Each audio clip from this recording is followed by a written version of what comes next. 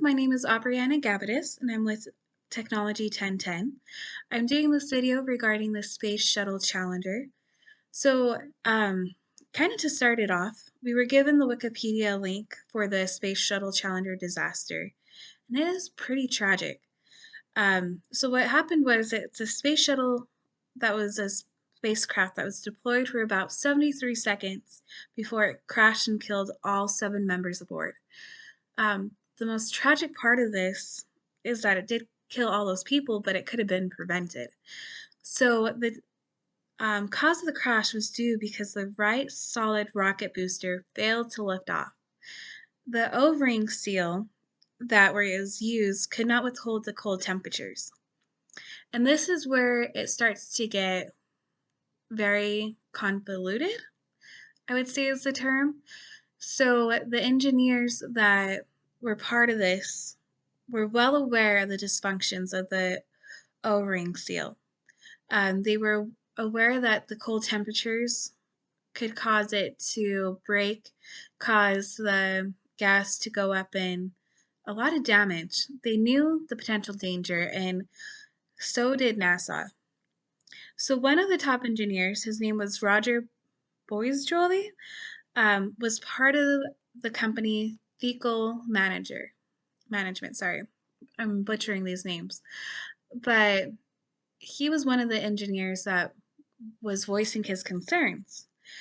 From what I'm getting is that he was able to send emails, letters, like he jumped on calls with them. He made everyone aware that he could have to tell them the dangers of this O seal.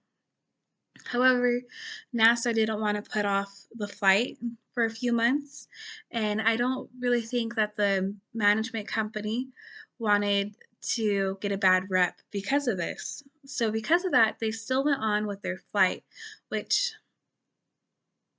was dangerous and fatal and killed 7 people, all because really of a pride issue. I wouldn't really say that Roger could have done anything different with other engineers. I think he did exactly what was needed, which was he voiced his concerns to the proper people and he did it as many times as he could. But, he was just a little person in this huge uh, predicament. And the people that could have done something refused to do anything. So I really think it wasn't Roger or any of the engineers' faults. I think it was NASA and the actual company and the heads of that company. Um, when those concerns were voiced and brought up to their attention, they should have stopped even thinking of flying out the spaceship until they had the proper seals. They should have gone back to the engineers and had them redesign something differently, and that could have functioned better, and that could have overall been a better opportunity because this did look bad to the management company anyway and to NASA at the end.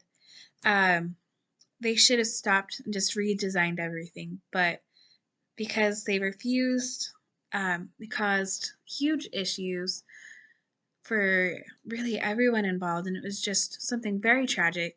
Um, you know, it is um, an engineer's job to voice all their concerns, to show the data and the facts of what the project could do.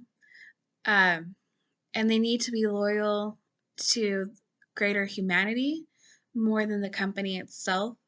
If they know something is going to cause death, then that should be their top priority and not um, the company they work for, because ultimately they are going to be living with that for the rest of their lives. And so, learning about uh, ethics and trying to make sure that the workers, especially the engineers, are able to properly show data like the dangers of what could happen is exactly what the engineers should do, even if it risks their jobs. they should never falsify reports.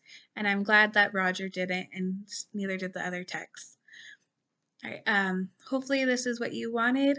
It was very interesting actually to read more about the O-ring seals and how everything happened. Um, yeah, well, thank you so much for listening.